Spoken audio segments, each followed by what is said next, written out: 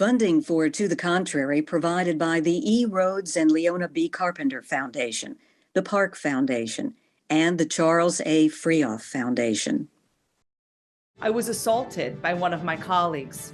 I pulled my manager aside and told him what happened. And he said, I'm not getting rid of this guy because this guy got him access to all the best golf courses in the world.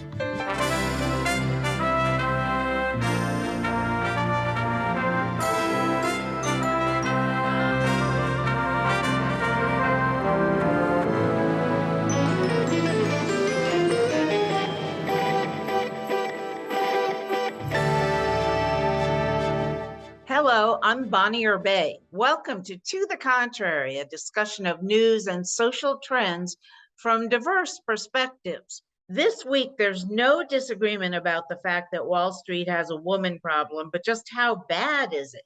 Today, we speak with a woman who wrote a scathing book about her experiences in the investment banking business in New York. It's called Bully Market, My Story About Money and Misogyny at Goldman Sachs. Our women thought leader is Jamie Fiore Higgins. Jamie, welcome to the program. Thank you for having me.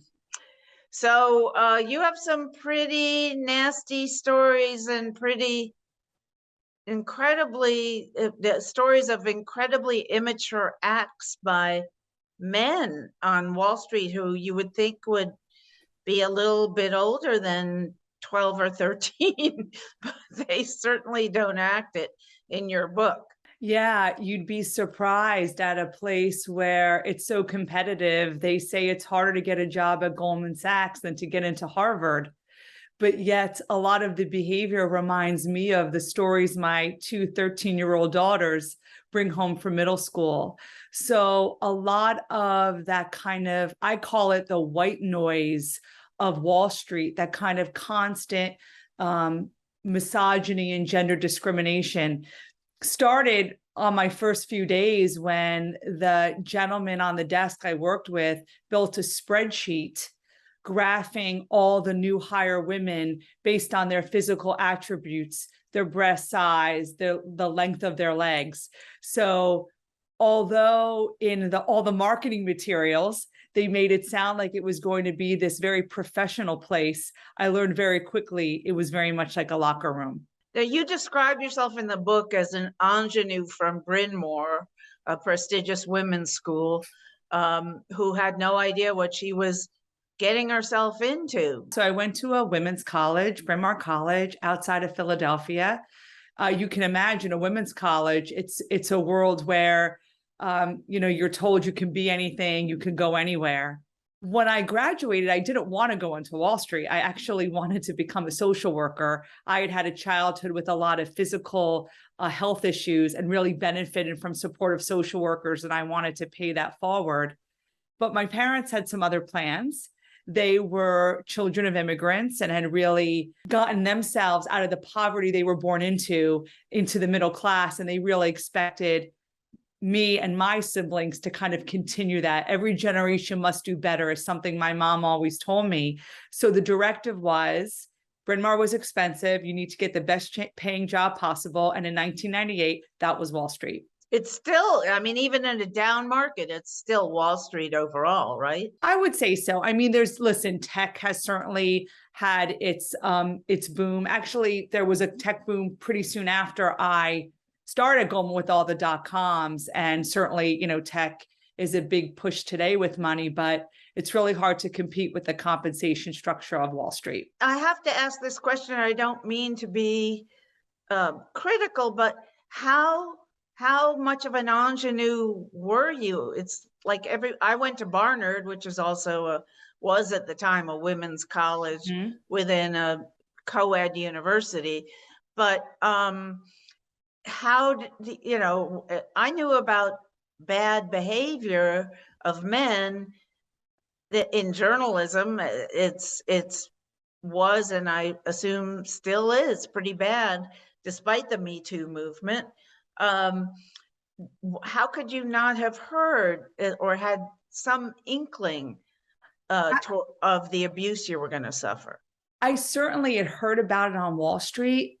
There was something about Goldman Sachs, though, that they really portrayed themselves to be the cream of the crop, the kind of top tier. That sure, maybe those things went on in kind of lesser institutions, but when I was at Bryn Mawr, they had a women's event on campus, and I went, and the woman who spoke to us from Goldman Sachs was just smart, sharp, professional, and really made me believe that there it would be a little different. But it wasn't. But it So wasn't. tell me a little bit more about that. You had a baby and you were trying to pump milk at the office. What happened with that? I actually have 4 children, and for my first 2, I had twins. I had wanted to pump, and Goldman Sachs had lactation rooms, and we were encouraged to use them. And about a week before my return on that first maternity leave, my partner called me and said, I see you signed up for the lactation rooms, which I had. And he said, listen, you can use them, but you're going to have to make up the time. And I imagine it's going to be hard to see the kids at all. You know, you work so late. Imagine if you have to put in the additional time you are pumping, you're not going to see the kids awake at all during the work week. So I was discouraged from the start. And so for my first 3 children, I did not pump. But for my last one, I was committed. At that point in my career, I knew I was leaving. I wanted to be able to continue to nurse when I was gone. And so I went to those lactation rooms. And when I left that first time and I got up off my desk to go, the guys on the desk mooed at me like a cow.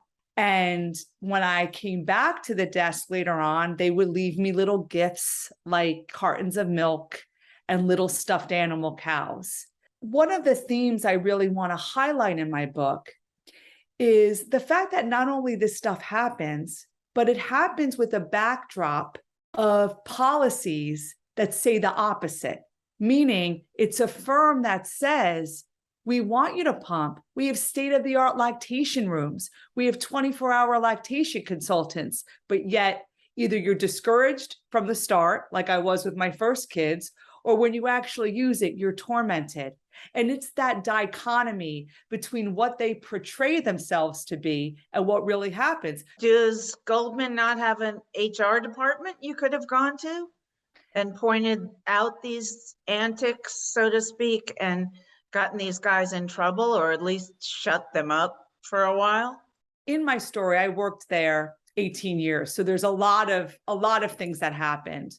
I would always complain. So in fact, I was assaulted by one of my colleagues who had pinned me against the wall, choking me because he was upset with the client I had assigned him. The next day, I pulled my manager aside and told him what happened. And he said, you can go to HR, but I'm not getting rid of this guy because he's a scratch golfer. And this guy got him access to all the best golf courses in the world. So he said, you could go to HR, but imagine how hard it's going to be. I'm not getting rid of him, and you're going to have to work with him, and he's going to know you reported him. So many times I tried and I was discouraged, but at the end of my career, I finally did go to HR. I was at a client event, and my boss used a racial epithet at a person of color who worked at this bar we were at. And I don't know, Bonnie, for me, I had tolerated so much abuse with kind of in the Goldman walls. I perpetuated the abuse too. I wasn't innocent. But something about being outside and seeing it happen, I said, I have to say something. And so Goldman has an HR department. They even had a hotline. If you see something, say something. You know, you'll be anonymous. There'll be no blowback if you report it. I called. I reported what I had witnessed. I was promised anonymity. The next day, my partner called me into the office. Foolish me, I thought it was to go over a profitability report, and he berated me. It was like a scene out of The Godfather. He berated me for going against his family, that, you know, you do not go to employee resources, you do not go outside these walls. If there's a problem, you come to me. And from that point on, they really, really punished me. All right, you keep talking about your partner Oh, when I'm thinking you would be going to your boss. the partner is kind of the figurehead overseeing the department. And the partner is the highest level you can be at Goldman Sachs. You also, while you were there, I have to bring it up, you bring it up in the book, you had an affair with a married man, and you, of course, were married with kids. Yes. How did that affect your career there? When I had an affair with him, his marriage was over. Mine still was going on. It was the worst mistake I have ever made. And really, Bonnie, it just shows what large, powerful organizations can do to people. In fact, when I first started at Goldman, they called me Sister Jamie because of my naivete. I didn't get a lot of the off-color jokes. I would blush red when they were kind of saying inappropriate things. The pressure at that point in my career to be a good mother, to be a good spouse, to be a good producer, there just wasn't enough hours in the day. I felt like I was trying so hard to be everything to everyone and just not being good enough for anyone. And this man was someone I reported to. He was not a partner. He was a mentor. He really helped me with my career. And he was really a coping mechanism.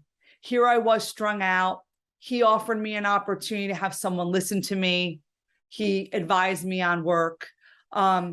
It didn't negatively impact my career in the way you would think. In fact, it was a short-lived event. And then when I called it off, he actually left the firm. So it wasn't a direct impact of my career. I would say it was more of an indication of the type of pressure people are in that environment and how that leads them to really bad choices. And it was really at that moment that I realized I needed, this guy was an escape for me, but I realized what I really need to escape from was Goldman Sachs and that environment. You were making obviously very big money, almost $900,000 a year.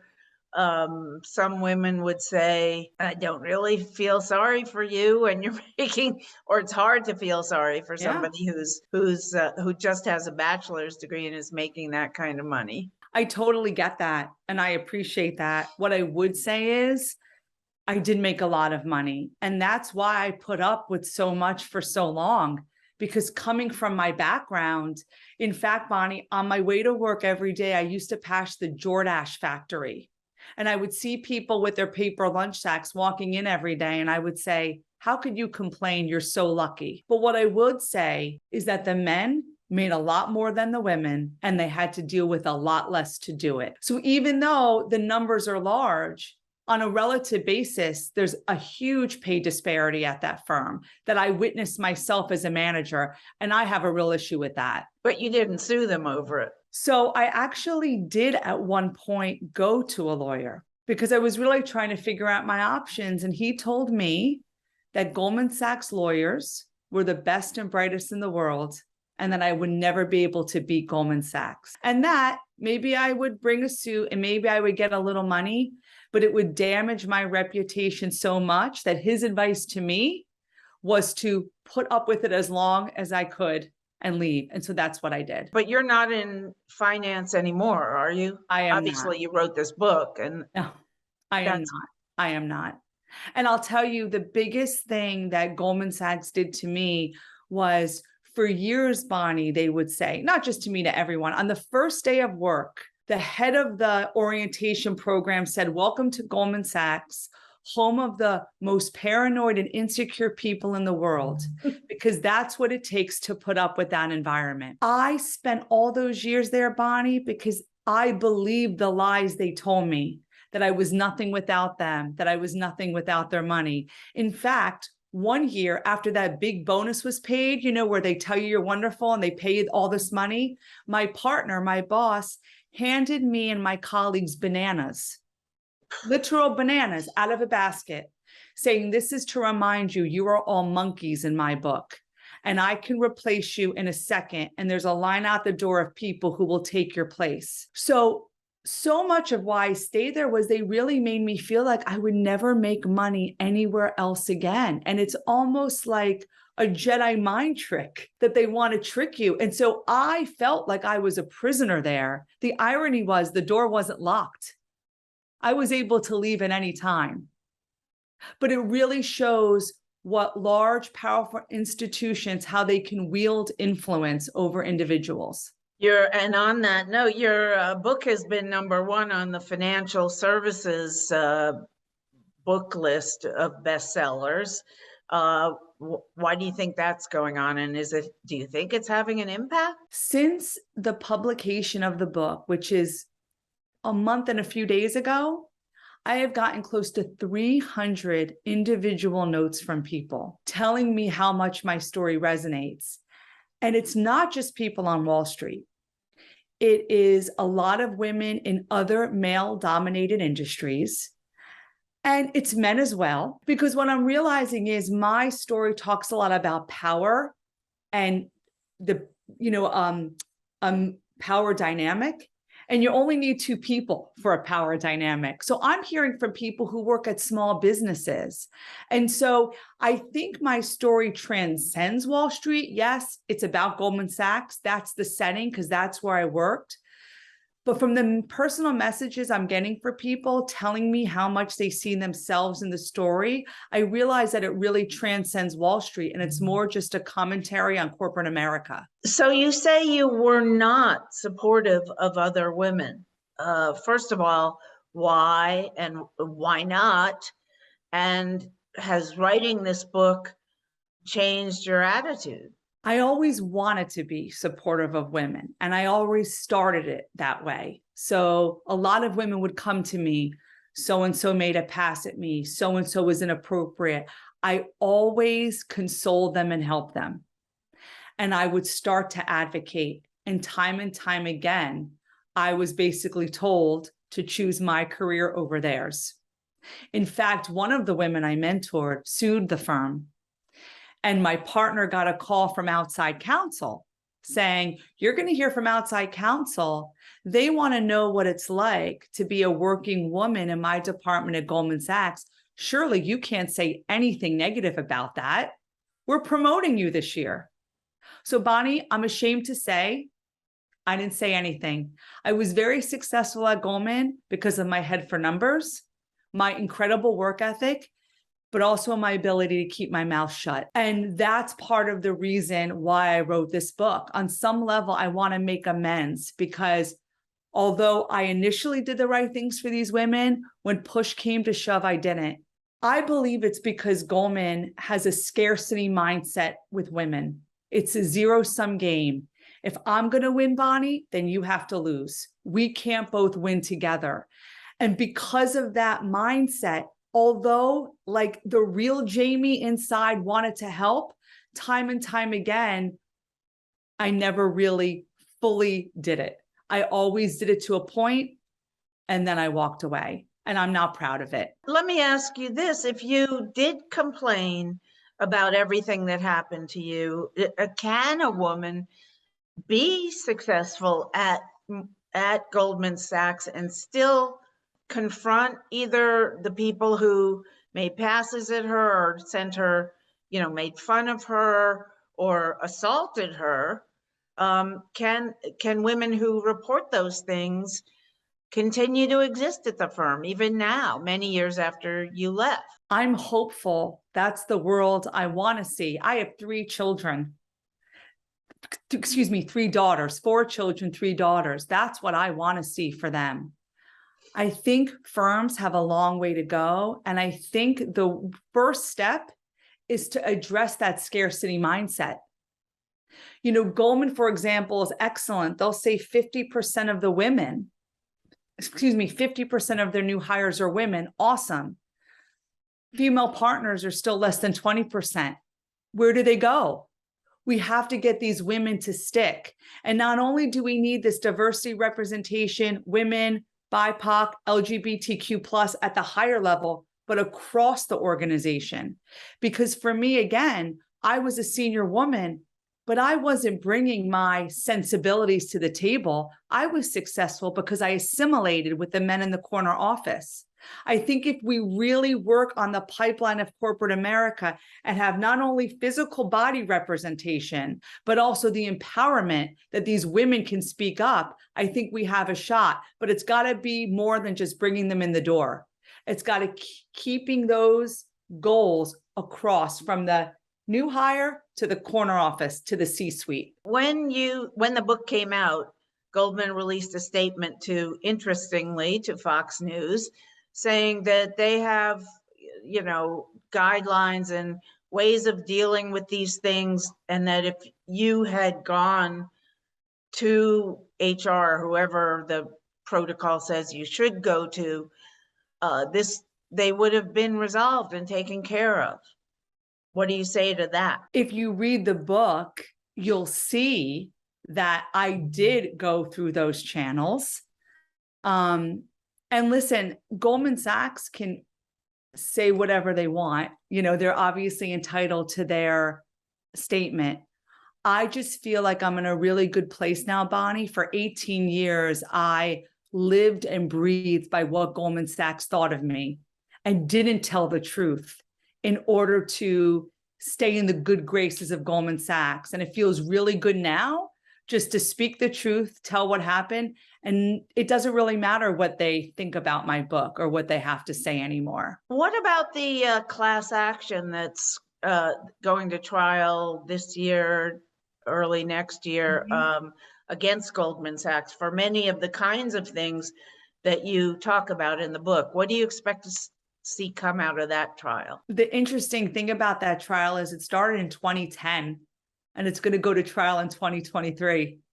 So that, I think, says a lot right there. I stand with those women.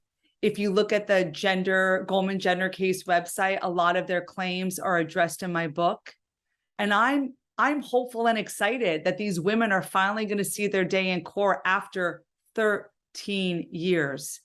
And maybe, Bonnie, big changes happen, I think, over little actions. So, if every one of these things shifts mindset, shifts focus, challenges thought, I really think we're going to build some momentum.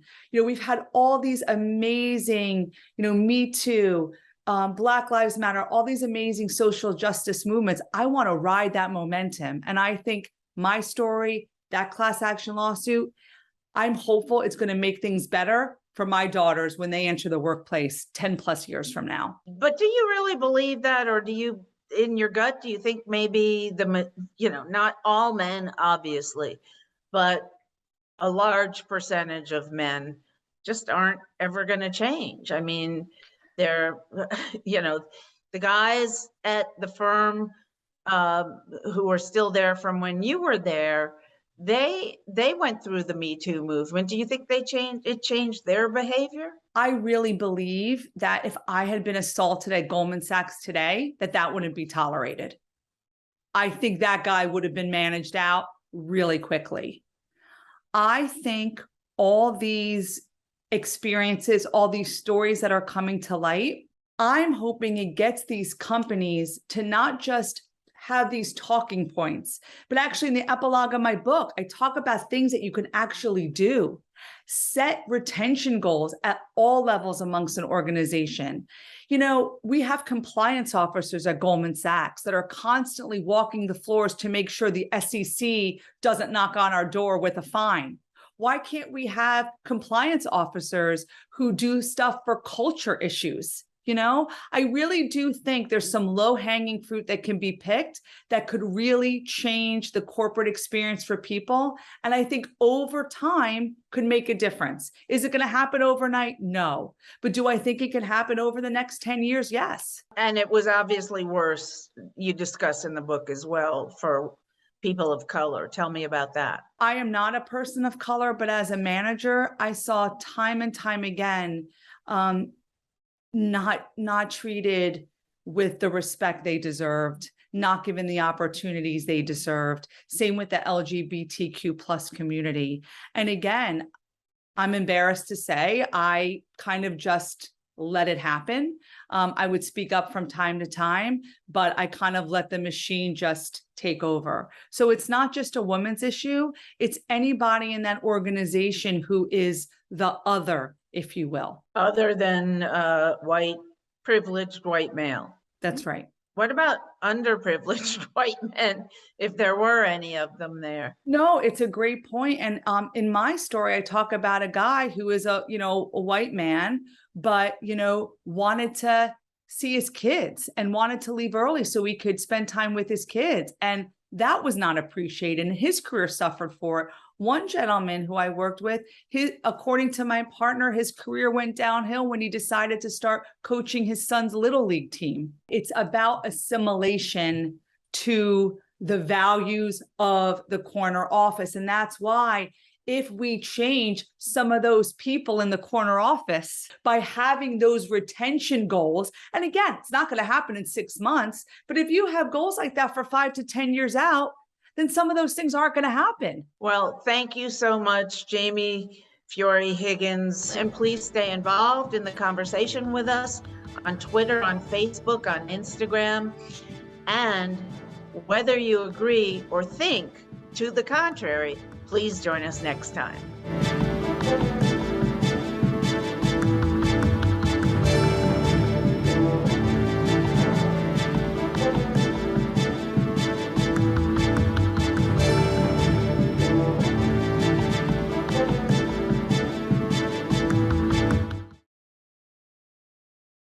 Funding for To the Contrary provided by the E. Rhodes and Leona B. Carpenter Foundation, the Park Foundation, and the Charles A. Frioff Foundation.